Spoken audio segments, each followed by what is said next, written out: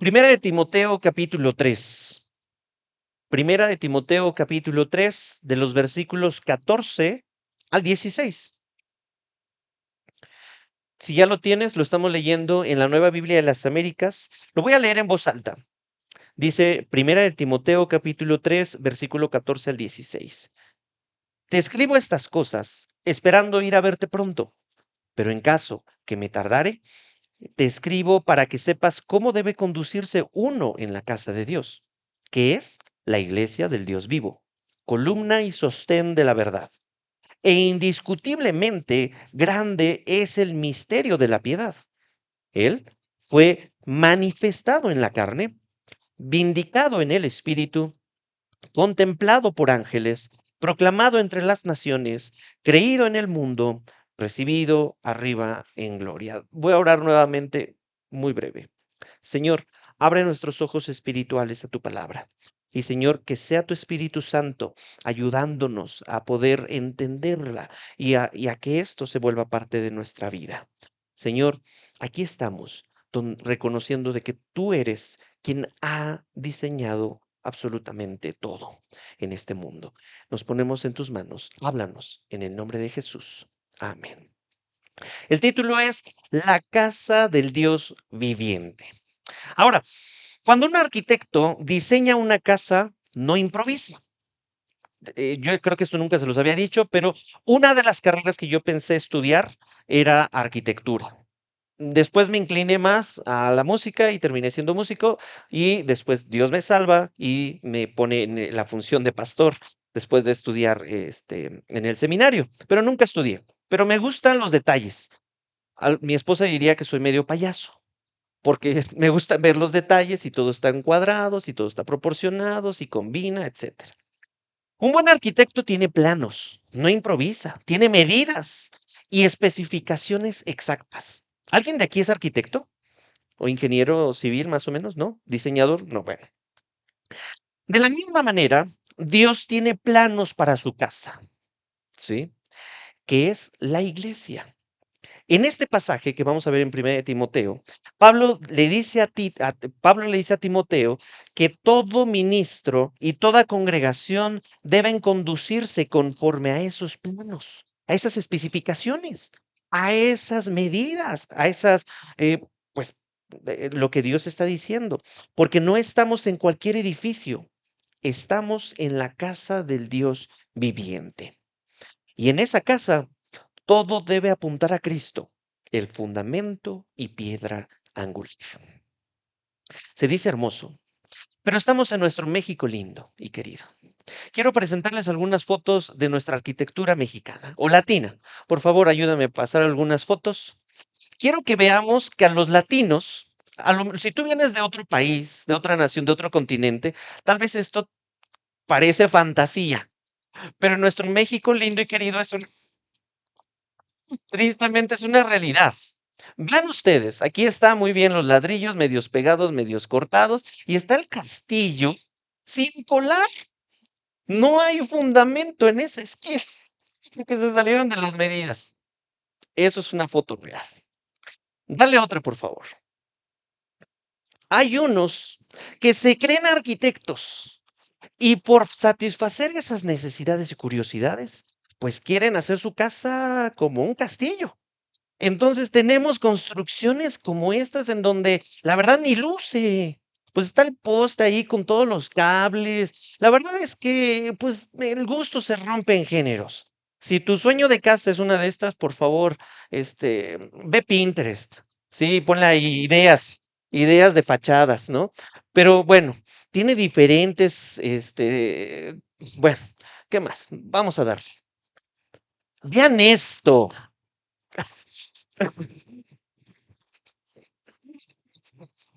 De verdad, esto parece broma, pero la saqué de ahí de unas páginas en donde dije, señor, esto no es IA, esto no es creado por inteligencia artificial. De verdad, hay colonias que los dueños se creen arquitectos. Y entonces no hay planos, no hay medidas, no hay especificaciones. Nomás le dicen al albañil, quiero un cuarto aquí. Oye, pero pues nomás que hay un metro de... Quiero un cuarto, ¿no? Porque se va a venir a vivir mi hijo, mi nuera y todos los demás. Dale, por favor. Vean esto. Vean esto. ¿Qué es esto? Es un baño. Es un baño y de niña, ¿no? Bueno, dejando el color, no hay acceso, no puedes bañarte y que alguien esté, y no hay acceso ahí, o sea, pues es yo creo, gente que entra con el celular al baño, no hay espacio ahí tampoco. Dale, por favor, si queda otra. Híjole, ¿por dónde empezó la escalera? ¿Para qué irnos a vivir a Suiza si nos perdemos de estas cosas en México? Estas cosas no suceden en Suiza, ¿verdad, Yeye? No, no, no, pues no, para nada, para nada. Pero a lo mejor esto pudo haber sido tu casa ya por Metro Moctezuma, por Impulsora, por esas zonas. Entonces, ¿ya tenemos otra? Otra. Vean esto. No, señor mío. Las escaleras, la puerta. Bien. Y ya son todas, ¿verdad? Perfecto. Deja esa, deja esa. Está bonita. El arquitecto que diseña este edificio espiritual es Dios mismo. Hasta ahorita vamos a hilar un poco, porque hemos visto en el capítulo 3 unas especificaciones acerca del carácter de los diáconos, perdón, de los ancianos, y hace 2 semanas atrás vimos el carácter que particulariza a los diáconos. Entonces, ahora pareciera que este versículo o estos versículos que hablan acerca del misterio de la piedad son como que están interrumpiendo la narrativa o el texto bíblico. No sé si te parece.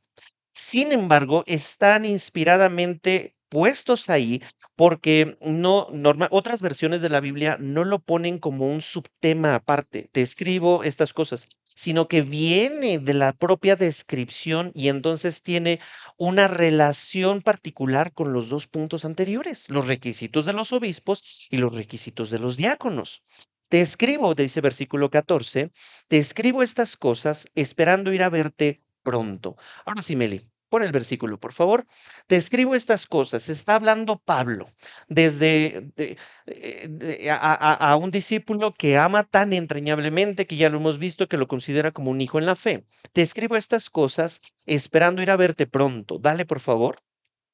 Hay una necesidad de poder relacionarse, de hacer comunidad, pero en caso de que me tarde, ojo, aquel entonces no había metro, no había transporte, habían distancias muy importantes que recorrer, entonces, y Pablo pues no estaba en las mejores situaciones en ese entonces, estaba pues perseguido por la ley romana.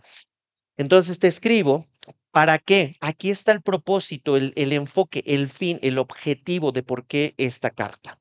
¿Sí? Te escribo para que sepas cómo debe conducirse uno en la casa de Dios. Quiero hacer una pausa para desglosar este texto, porque cuando nosotros leemos conocer, para que sepas cómo debe conducirse, el verbo conocer sí hace alusión a un proceso cognitivo. No simplemente es adquirir información, memorizar como perico y ya. Es decir, para que sepas es estar consciente o informado de un hecho, de una información específica y que poseas este conocimiento, que sea tuyo. Es decir, no es simplemente para otro, no es una noticia, no es una notificación que tú puedes deslizar hacia arriba y eliminar, ¿no? Sino que realmente esto lo tienes que conocer. Y el deber, la palabra debes, es, se requiere una obligación, ¿sí? Para que suceda. O sea, hay mm, sí, una obligación. Lo que se está diciendo, tú lo tienes que conocer. Y la palabra conducirse en el verbo o en el original se entiende como tú tienes que conocer y debes saber cómo conducirte para que tu comportamiento sea de una manera concebido como caminar hacia adelante o hacia atrás en un lugar. Es decir, conducirse, en otras palabras, es para que tu estilo de vida, tu forma de vida, sea impactada por este conocimiento. ¿Cuál conocimiento? Lo que ya se dijo en el capítulo 2 y en el capítulo 1. Bueno, por si hay duda o por si tenemos mente de Dory, híjole, pues la verdad es que ya ni me acuerdo. Bueno, más adelante te lo va a poner en una frase chiquita. Debe conducirse uno, o sea, nos está hablando a todos, pero ¿en dónde? En la casa de Dios. Normalmente en los anuncios se dice, bienvenidos a la casa de Dios, a la casa de oración, a la casa del Padre. Pero ¿qué significa eso? Quiero leerte algo porque algunos años atrás se dedicó en nuestra congregación a enseñar una vez al mes acerca de la familia. ¿Se acuerdan aquella famosa palabra que quiere decir familia? Oikos, ¿se acuerdan del yogurt que se llama oikos? Sí, que quiere decir familia. Y cuando dice casa, en el original es una unidad social de convivencia que habitualmente consiste de la familia, sirvientes y parte de la familia extendida, entendida por el edificio físico en el que normalmente reside una familia. No me voy a meter mucho en más detalles, ya hemos predicado de esto. Pero cuando estamos hablando de casa, es decir, hay gente habitando ahí, teniendo una comunidad, relacionándose unos con los otros, y la iglesia es la familia que constituye la casa de Dios. Así de simple, así de simple. No hay que meternos, uy, qué querrá, y entonces yo creo que hay unos hermanos. No, no, no. La casa de Dios, entonces, está conformada por toda persona, préstame atención, está conformada por toda persona que ha sido regenerada de la corrupción del pecado mediante la acción divina redentora que nos otorga un nuevo nacimiento. ¿Mm? Este nuevo nacimiento nos posiciona como hermanos unos a los otros y todos compartimos la misma fe en Jesucristo para así formar parte de la familia, de la casa de Dios, esparcida en todo el mundo. Está padre, ¿no? Por eso, en Juan 1, 12 y 13 declara, pero a todos los que le recibieron, o sea, a todo aquel que recibe a Jesucristo, les dio el derecho de llegar a ser hijos de Dios, es decir, a los que creen en su nombre, que no nacieron de sangre, ni de voluntad de la carne, ni de la voluntad del hombre, sino de Dios. Entonces, este nuevo nacimiento, Dios lo predestinó, Dios lo generó, Dios lo permitió, le permitió al hombre tener fe, le permitió al hombre tener vida, y entonces el hombre responde, ¿sí? Para que él pueda recibir a Cristo y Dios le da ese derecho de ser llamado hijo de Dios. Primera de Pedro 1:23 agrega a esta verdad, pues han nacido de nuevo, no de una simiente corruptible sino de una que es incorruptible, es decir, mediante la palabra de Dios que vive y permanece. Por lo tanto, ser hermanos en Cristo no lo otorga a otro humano, no lo concesiona, nadie puede otorgar ese derecho, sino solamente viene de Dios que podemos ser llamados hermanos en Cristo. Por eso nos decimos hermanos, porque tenemos en común el mismo Padre. Por eso, no es porque esté de moda decirnos bro y la iglesia lo haya adoptado y, pues hay que, menos moderno, hermano, hermana. Tampoco es una justificación para usar ese hermano, hermana, para no aprenderte el nombre del otro. Pero nos decimos hermano y hermana porque tenemos un mismo padre. Por eso también hemos adoptado mucho esto, lo hemos apropiado de que entonces yo tengo a mi buen hermano, Edén, y Edén tiene hijos. Yo tengo hijos, y entonces si él y yo somos hermanos en Cristo, nuestros hijos todavía están en el proceso de crecer y de poner su fe en Dios, pues nos decimos tíos. Por eso, simplemente, ahí sí no hay un fundamento bíblico. Oye, ¿por qué Edén nos dice a todos tíos? No hay ningún fundamento bíblico. Pero él, la verdad es que ha tomado esto de creernos tan hermanos, de que mis hijos para él son como sus sobrinos. Y sus hijos para mí son como mis sobrinos. Y entonces nuestros hijos se dicen primos. Por eso. Hemos realmente adoptado eso de una forma de a de veras, genuina, con responsabilidad. Porque si Edén se enoja conmigo y yo me enojo con él, eso no nos va a quitar nunca el que vamos a ser hermanos del Señor. Estamos enojados y ya. Pero el punto es que en algún momento nuestros hijos tomarán la decisión de seguir a Cristo y se convertirán en nuestros hermanos. ¿Me van siguiendo? Y entonces dejará de suceder el rol de padre, madre, abuelita, abuelito, para que entonces podamos decir, ah, mi hermano, mi hermanito en la fe. Quiero que puedas ver a tu alrededor. Mira a las personas que están a tu alrededor, con el color de camisa que vino, con el peinado que trae, a lo que huele, ¿sí? Cómo mide, todo eso.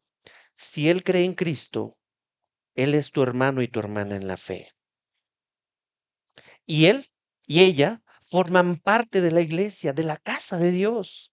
Por eso el que seamos una familia no fue un invento de que, ay, usemos bienvenido a casa como un gancho para traer más cristianos. No, la verdad es que eso Dios lo estipuló desde antes, somos una familia y en la familia también hay roles, hay responsabilidades, hay hermanos que pueden llevarnos un poquito más los pasos en madurez y pueden ayudarnos a ser líderes, pueden ayudarnos a guiarnos en otros contextos que ellos ya hayan pasado y adquirir sabiduría. La iglesia es una congregación de personas, específicamente que confiamos en Jesucristo como el Mesías y que le pertenece totalmente a Dios. Por eso ahí dice, regrésate por favor a Timoteo, primera de Timoteo, mm, verte pronto, siguiente, la casa de Dios que es la iglesia del Dios vivo. Porque normalmente cuando uno se muere, deja una herencia, deja un testamento y le pertenece, o ese bien le pertenece a alguien más. Pero Dios nunca muere. Entonces es la iglesia del Dios vivo, el que era, el que es y el que será. Por lo tanto, caeríamos en pecado pensar que esta es nuestra iglesia. O sea, que me pertenece. O sea, que yo soy dueño. Quitémonos eso. Obviamente a veces decimos, es que esta es mi iglesia, pero no en un sentido de posesión, sino en un sentido de que me siento tan inmerso, me siento tan parte, que es mi iglesia. Yo formo parte de eso. La pregunta sería, ¿esta es tu iglesia? En el sentido de que eres parte, estás siendo parte de la familia. Obviamente, en una familia, pues hay de todo.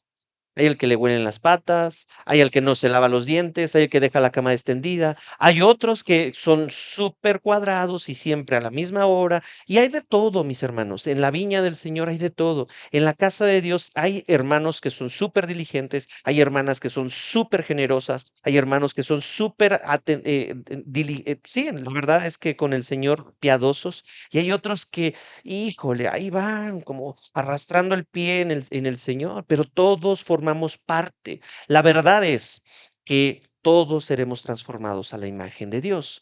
Ahí entonces voy a pasar. En Hechos 28, 20-28, para cerrar este tema del que le pertenece a Dios, a esta iglesia, dice Hechos 20:28, tengan cuidado de sí mismos y de toda la congregación, en medio de la cual el Espíritu Santo les ha hecho obispos para pastorear la iglesia de Dios, la cual Él compró con su propia sangre. Amén a eso. El día en el que yo como obispo, pastor, anciano o cualquier otro pierda de vista esto, mi hermano, tú puedes sacar este versículo. Pastor, esta no es su congregación, es de Dios, pero con fundamento bíblico, ¿eh? Porque también he escuchado otros pastores que esta no es su congregación, nomás para molar.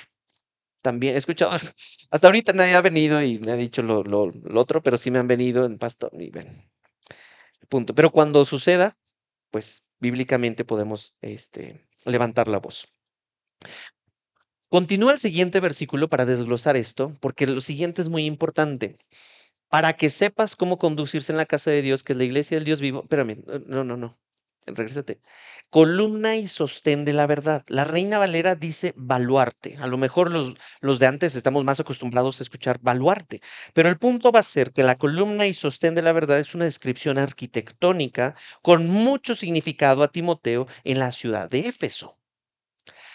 Quiero ponerles ahora un contexto histórico arquitectónico de la ciudad de Éfeso. Por favor, Meli, ahora sí pon la imagen del templo de Diana o Artemisa. Y entonces quiero que vean qué belleza de construcción. Mientras tú ves eso, te voy a leer un poquito de contexto histórico. El templo de Artemisa, o Diana, ¿sí? En Éfeso estaba situado en la costa occidental de Asia Menor, actual Turquía, y fue constituido en el siglo VI Cristo. Su enorme tamaño, el doble que el de otros templos griegos, incluido el Partenón, hizo que pronto fuera considerada una de las 7 maravillas del mundo antiguo. Pues sí, este templo, el templo de Diana, tenía 127 columnas, destruido por un incendio intencionado en el siglo IV antes de Cristo y reconstruido después. El gran templo jónico sobrevivió hasta la antigüedad tardía y la invasión gótica de alrededor del 267 después de Cristo. Reconstruido de nuevo en el año 401, fue derribado por última vez por una turba cristiana. En la actualidad, solo los cimientos y una columna solitaria recuerdan el lugar donde una vez se erigió el mayor templo del Mediterráneo antiguo. Dale, por favor. Esto es lo que queda del templo de Diana. Por eso, en la época de Timoteo, que Pablo le dijera columna tiene todo el sentido para los de Éfeso. Déjala ahí, por favor, porque columna o pilar, que es lo mismo, es una estructura parada, alta, vertical y cilíndrica, usada para apoyar una estructura o sostener cosas. Sostén o fundamento es un miembro estructural utilizado para endurecer, apoyar y fortalecer un bastidor. Primera de Corintios 3:10 dice, conforme a la gracia de Dios que me fue dada, también está hablando Pablo, yo, como sabio arquitecto, puse el fundamento y otro edifica sobre él. Pero cada uno tenga cuidado cómo edifica encima, pues nadie puede poner otro fundamento en el que ya está puesto, el cual es Jesucristo. Versículo 12 de 1 Corintios 3. Ahora bien, si sobre este fundamento alguien edifica con oro, plata, piedras preciosas, madera, heno, paja, la obra de cada uno se hará evidente, porque el día la dará a conocer, pues con fuego será revelada. El fuego mismo probará la calidad de la obra de cada uno. Pablo entendía muy bien esto, y por eso le dijo al joven Timoteo, la iglesia es como esta columna y la verdad, baluarte para la Reina Valera o este sostén para la verdad. Es decir, ya hubo un fundamento. Regresa a la imagen del templo, por favor. Aquí hay un templo y Pablo en 1 Corintios nos está diciendo, así como esta arquitectura, yo ya construí en este edificio espiritual y el fundamento, la piedra angular, es Jesucristo. Y otros han empezado a construir. Nosotros seguimos poniendo cada uno de nosotros porque somos como piedras vivas que formamos parte de esta construcción y algunos pueden ponerle palitos, paja, oro, plata. Pero esta construcción, lo que nosotros podamos ir construyendo en el ministerio, en la iglesia, en este edificio que le pertenece a Dios, será probado con fuego. Si nosotros, un ejemplo práctico, hacemos que nuestros servicios, nuestra enseñanza, la predicación de la verdad, la enseñanza, la educación de la verdad, tan solo caiga como en un tercer plano y nuestra prioridad sea más cómo nos vemos, qué es lo que hacemos, cómo luce y cosas espectaculares a nuestros ojos. Cuando venga el fuego de la prueba, eso no va a perdurar y va a terminar, dale por favor a la siguiente, como esa columnita. ¿Qué estamos construyendo por encima del fundamento que Pablo nos dejó, que es Jesucristo? Nos gustan, pues, las cosas agradables. ¿A quién no le gusta gozarse, ir a una fiesta, tener un buen banquete? Pero eso no es nuestro fundamento. Nuestro fundamento tiene que ser la verdad de Cristo, la palabra de Dios. Por eso está siendo tan atacada la palabra de Dios y la verdad, haciendo pensar que todos crean lo que quieran creer, cada quien con su relativismo. Y eso es peligrosísimo, Pues tú piénsalo, tú sé lo que tú quieras hacer, dice Barbie. Cree lo que tú quieras creer, dice Niurka, ¿no? Cada quien con su verdad. Por lo tanto, esta frase, columna y sostén de la verdad, se interpreta de la siguiente forma. Ponga atención. Dice un comentarista de apellido Paul.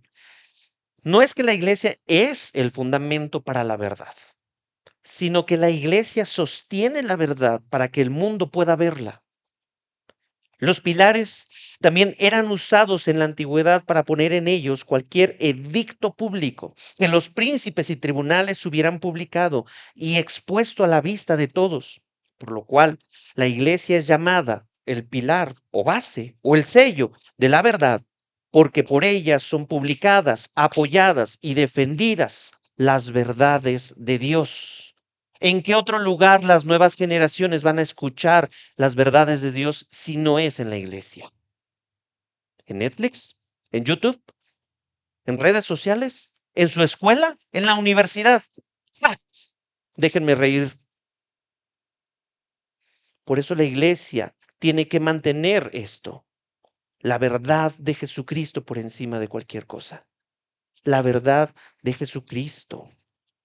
Continuamos en 1 Timoteo 3:16. Dice, e indiscutiblemente grande es el misterio de la piedad. Él fue manifestado en la carne, vindicado en el espíritu, contemplado por ángeles, proclamado entre las naciones, creído en el mundo, recibido arriba en gloria. Y la verdad, de entrada, este párrafo era considerado como un himno antiguo para expresar los fundamentos de la verdad cristiana. ¿Qué quiere decir? Que este versículo, dicen los estudiosos, era un himno. Vamos a redimir un poquito los himnos, porque aquí hay de todo. Algunos que venían de un contexto de que cantaban himnos y aman los himnos, y hay otro contexto que detestan y aborrecen los himnos. Y no solo música contemporánea. Bueno, vamos a ponerte ahí que esto, dicen los eruditos, que esto era un himno de aquella época, en donde, fíjate muy bien, de entrada, cantar una verdad tiene un poder inmenso que va más allá de la simple comunicación de un mensaje. ¿Nunca te dijeron en la escuela que para aprenderte algo hicieras una canción y la cantaras? Hoy hay algunos influencers de nombre Insulini que pone los elementos de la tabla periódica y los canta y dice todos los nombres de los huesos y los canta. Y yo digo, órale, está padre. Están utilizando el poder de la música para poder, muchas otras cosas. El acto de expresar una verdad a través de la música conecta con las emociones, crea un vínculo entre las personas y fortalece el mensaje.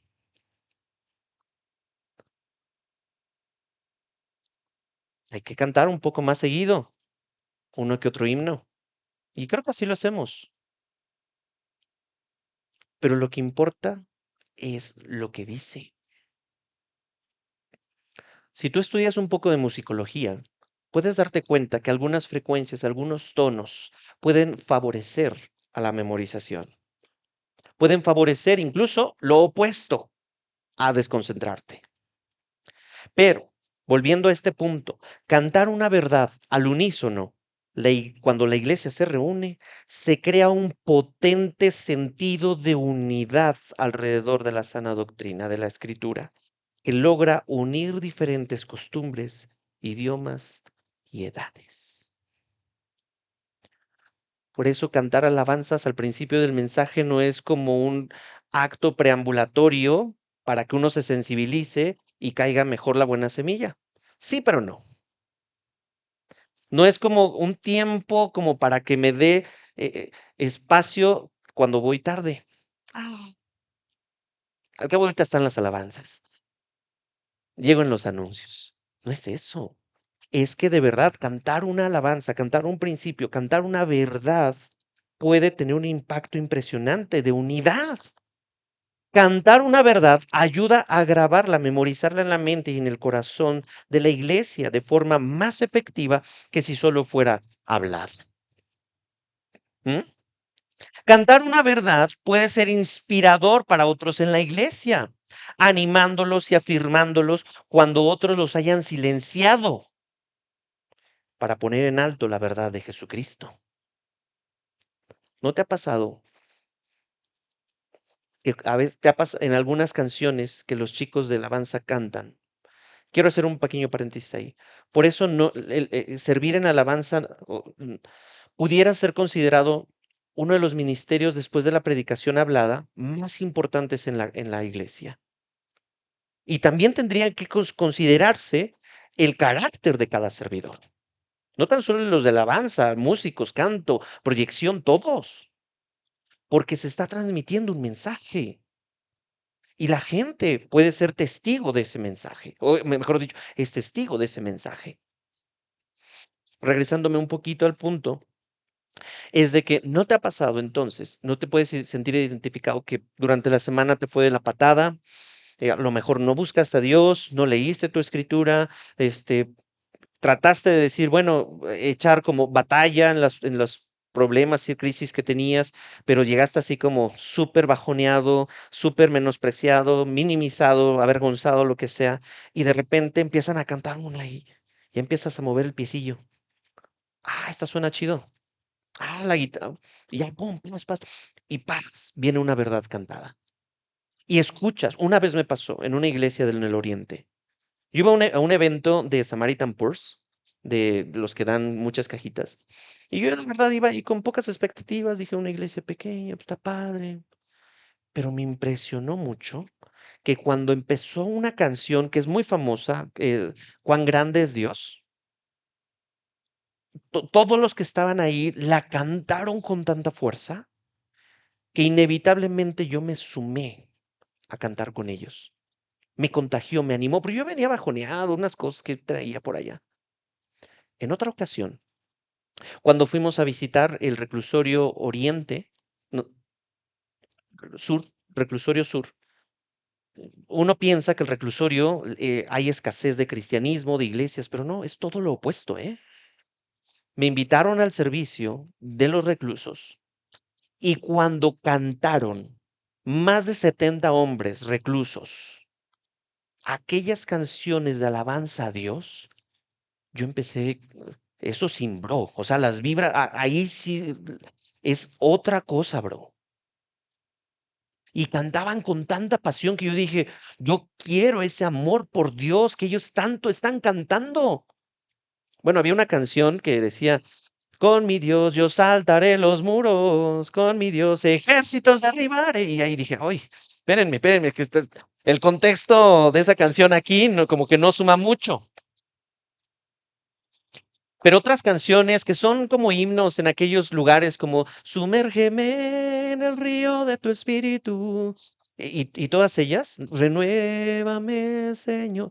Dije, wow, me sentí inspirado a cantar. De ahí una de mis posiciones como pastor es, yo creo que por lo menos el cristiano tiene que visitar un reclusorio, no por delinquir, sino para servir, para que se dé cuenta usted de lo que es amar a Dios cuando no hay nada más que perder. Cantar una verdad trae unidad, ayuda a memorizar y puede ser inspirador para seguir poniendo el nombre de Jesucristo en alto. Ahora, deconstruyamos, deconstruyamos este himno parte por parte. ¿Sí? Está muy cortito. ¿Sí? Él fue manifestado en carne. A lo que se refiere básicamente es que esto comunica la encarnación de la segunda persona de la Trinidad. Dios, Dios Hijo. Y Juan 1:14 ayuda a poder entender esto, echa luz, donde dice Juan 1:14, el verbo, o sea, Cristo, se hizo carne y habitó entre nosotros y vimos su gloria, gloria como del unigénito del Padre, lleno de gracia y de verdad. El Dios invisible se hizo visible en la encarnación del Hijo. ¿Te imaginas poder palpar en aquellos entonces a Jesucristo? Toda la plenitud de la deidad en Jesucristo. Bueno, hoy tú lo tienes disponible a través del Espíritu Santo. Pero esa es una verdad. Eso es algo que se tiene que contar. Él fue manifestado en carne, vindicado en el Espíritu. Significa que el Espíritu Santo, si recordamos la escena, cuando desciende del cielo, cuando Jesucristo está previo a iniciar su ministerio y entonces está siendo bautizado, ojo, no porque Jesucristo tuviera algo de que arrepentirse de una vieja antigua y ahora tiene una nueva vida, no, sino que él no tenía necesidad y nos dejó su bautizo como un ejemplo para nosotros seguir sus pasos. Posteriormente se escuchó del cielo, este es mi hijo en el cual tengo complacencia, a este oíd, a él escuchar, y descendió el Espíritu Santo en forma de paloma. Esto quiere decir que el Espíritu está validando, pone como una marca de verificación, como Él es el justo en todas sus pretensiones, en todo lo que pretende Jesucristo, Él, así como ese meme, avalado por Chayán.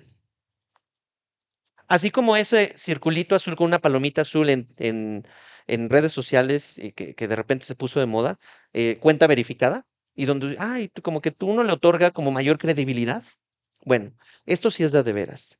El Espíritu Santo vino y autentificó la persona de Cristo, diciendo, a Él escuchen. ¿Mm? Entonces, vindicado en el Espíritu, contemplado por ángeles. Los ángeles son un poco mayor que los seres humanos.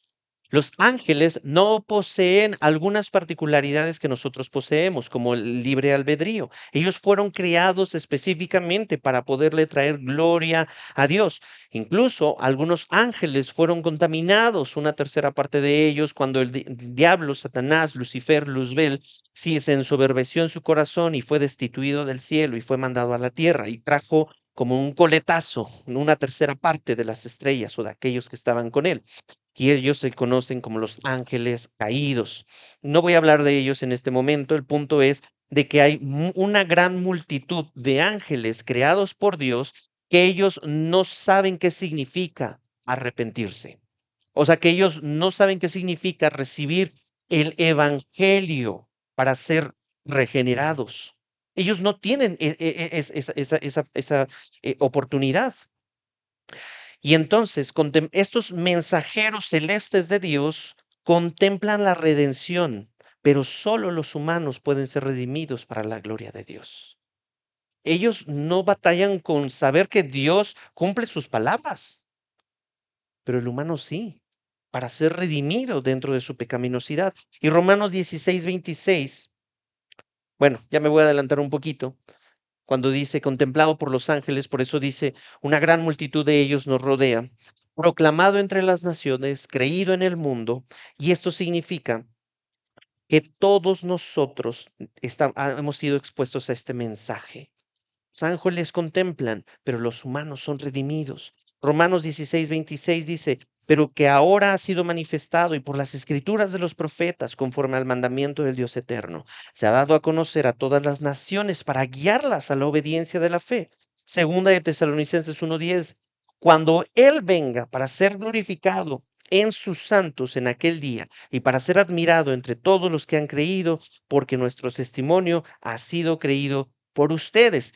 Es decir, esta verdad que comunica este himno es para el testimonio, espérame, para testimonio de que todas las naciones, toda tribu, toda lengua, toda persona va a escuchar de Jesucristo y en algún momento rendirá su rodilla delante de Dios.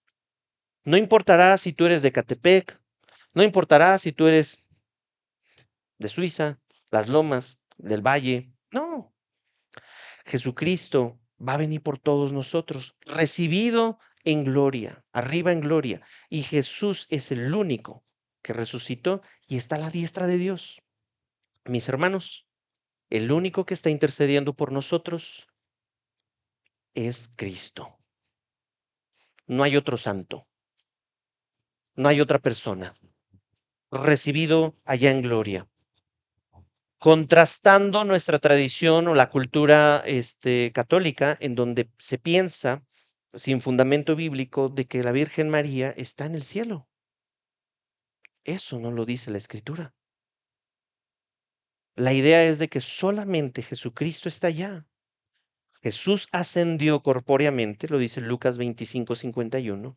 Su obra fue terminada por nosotros, dice Hebreos 1:3, y su presente intercesión por nosotros está vigente, dice 1 Juan 2:1. El único que intercede por sus hijos delante del Padre es Jesucristo. No hay que el angelito de la guarda, no hay como que la estampita de San X, San Y. No, no, no, no. No hay que el pastor intercede por mí tampoco, ¿eh? No, no. Y entonces, de esa manera desglosamos este himno, deconstruimos un hermoso canto que me puse a investigar en YouTube como himnos, cantos. Yo dije, me da mucha curiosidad en qué tonalidad, qué ritmo tenía, cuál era su métrica. Es tan cortito, pero que comunica tanta verdad. Y que la verdad es que los cantos contemporáneos no se asemejan a la belleza. No hay alguno que yo dije, y qué bueno que no fue inspirado. Esto va a ser en la tonalidad de tal.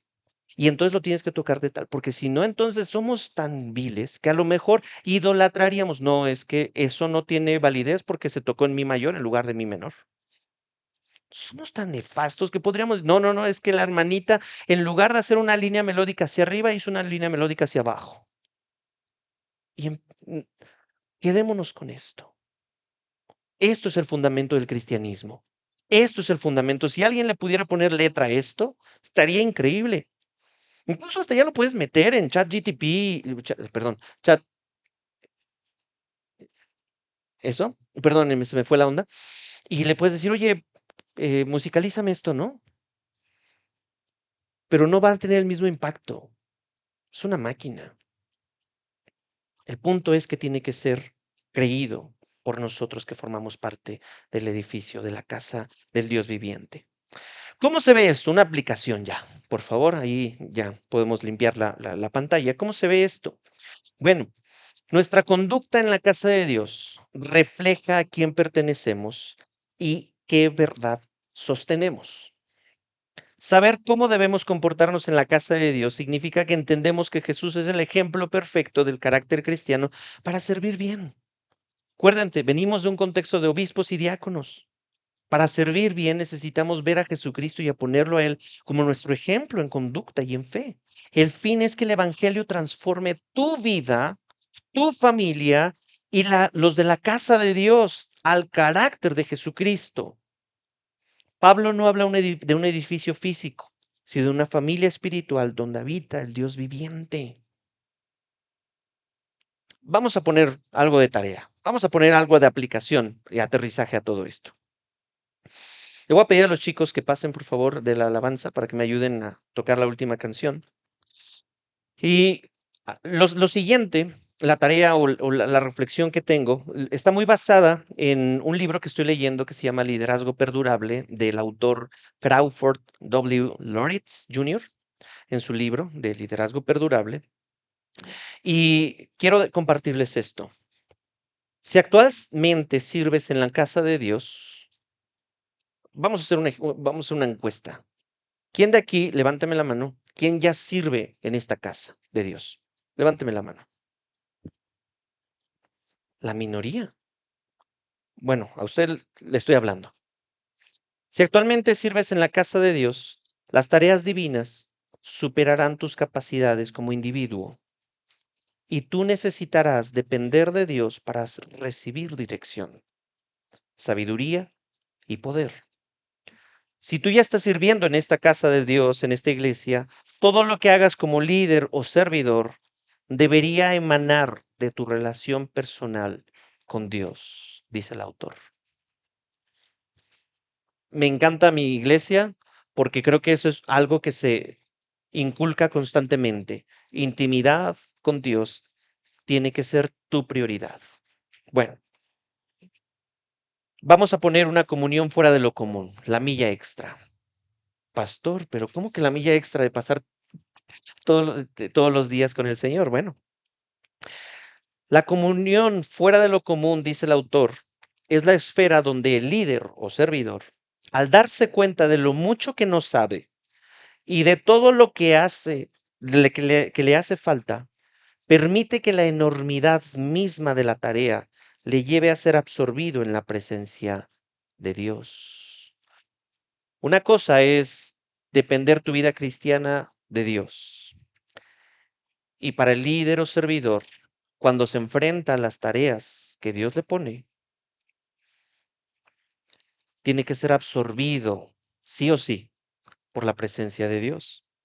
Philip Brooks, un pastor del siglo XIX citado en este libro, dijo una vez: no le pidas a Dios tareas a la medida de tus fuerzas, pídele fuerzas a la medida de sus tareas. De ese modo, hacer la obra no será un milagro, tú serás el milagro. Dios quiere que tú y la tarea se conviertan en demostraciones fehacientes de su gloria y su poder, mientras construye este edificio espiritual. Mi querido servidor, líder, oremos para que los próximos diáconos, porque la actividad de todo este mes es que tú nos ayudes a poder reconocer a los próximos diáconos. Oremos, ora durante este mes. Señor, ilumíname con 7 nombres de personas con las cuales ellos tienen que estar en tu lista para ser propuestos como diáconos. Iniciar el 2026 con un reconocimiento diaconal. Ellos recibirán gloria y honra en su justo momento. La idea es de que algunos de ellos ya están sirviendo. Y por eso les dije, mejor ora para que Dios sea glorificado por medio de tu intimidad con Dios. No tanto por cuánto logras resolver, sino cuánto dependemos de Dios en medio de las dificultades. Porque si líderes sanos están nutriéndose sanamente con la palabra de Dios, con intimidad de Dios, formaremos familias fuertes, formaremos una iglesia unida, colaborativa, que vive una comunidad genuina, que tiene a Cristo por fundamento. Y entonces el edificio que construyamos, que no se ha parecido a las casas de México. ¿Se imaginan? No nada más porque nos caiga bien o porque tenga un don para hablar. No, ni siquiera es eso, sino que pueda cumplir con los requisitos que ya estudiamos, diaconales. Y entonces, por favor, Meli, la iglesia de Dios se vive más con familias unidas, donde se viva el arrepentimiento. No hay familias perfectas, pero pueden haber familias ejemplares. No hay familias perfectas en la Biblia. Cíteme una. Algunos citan a José y a María, pero ¿cómo te explico? Todas ni siquiera eran familia. Dale por favor a la siguiente. No importa de qué nacionalidad seas, qué costumbre seas. El punto es de que necesitamos proclamar la verdad de Cristo. Y estos líderes que van a ser nombrados, reconocidos delante de nuestra iglesia, insisto, no son de matrimonios perfectos. Matrimonios que digan, wow, él se sabe tan dependiente de Dios que es una bendición tenerlo en nuestra iglesia.